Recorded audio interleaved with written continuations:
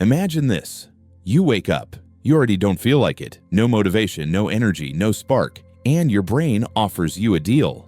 Skip today, and you'll feel better. That deal has a name. It's called negotiation. And it's the reason your life keeps resetting back to zero, because every time you negotiate with your feelings, you teach your brain one lesson: feel bad, escape, and the brain learns fast. But today, I'm giving you something different. Not motivation, not inspiration. A weapon, a habit so simple it feels insulting. A habit the Romans built empires on. A habit that turns weak days into strong years. It's called doing it anyway. And stay with me, because in the last part, I'll show you the one rule that makes this habit automatic, even when you feel empty. If you want discipline without hype, subscribe. This channel is a field manual, not entertainment, not comfort, training. Most people think the enemy is laziness. It isn't.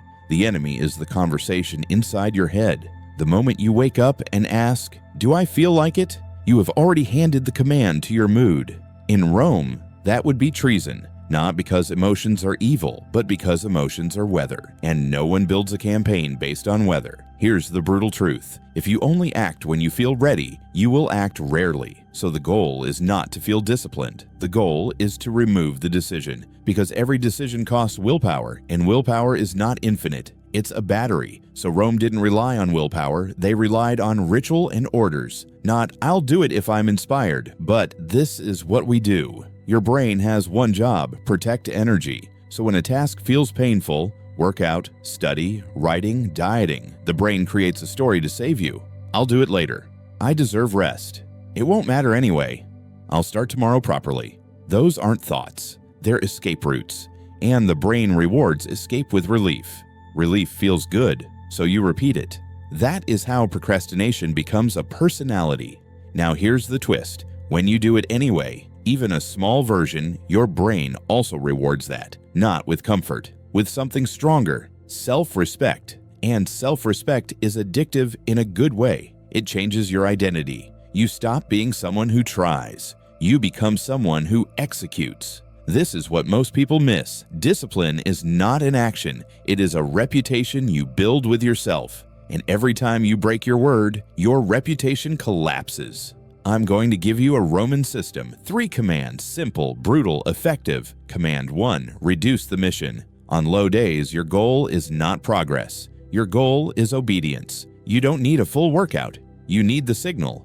I am the kind of person who shows up. So the rule is minimum viable discipline. 5 push-ups, 5 minutes of study, 1 paragraph written, 1 healthy meal, 1 room cleaned. It's not about the amount. It's about the vote you cast for your identity. Command 2, act before the mind speaks. Your mind will always offer negotiation, so you move before it starts. Stand up.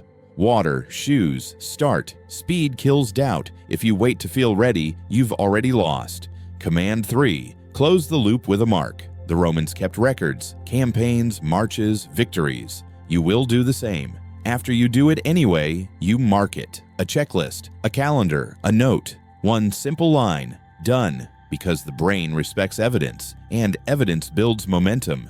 Now listen carefully. Doing it anyway does not mean being harsh. It means being honest, because your future doesn't care about your mood. Your goals don't respond to feelings. They respond to repetitions. And here's the part nobody wants to hear. Most of your results will be built on bad days, not on the days you feel unstoppable. Everyone works on those days. The difference is what happens when you feel tired, bored, anxious, empty.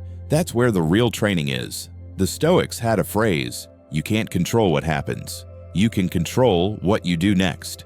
So when your mind says, "not today," your answer becomes, "not negotiable." Here is the rule that turns discipline into a habit. Never miss twice. You can miss one day. Life happens. You're human. But if you miss twice, you start building a new habit, the habit of stopping.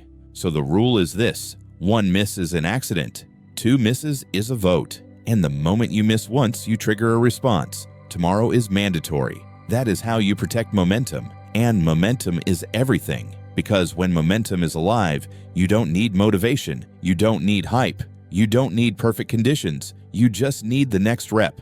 So here's your field order. When you don't feel like it, that is not a stop sign. That is the training signal. Reduce the mission. Move before you think. Mark the win.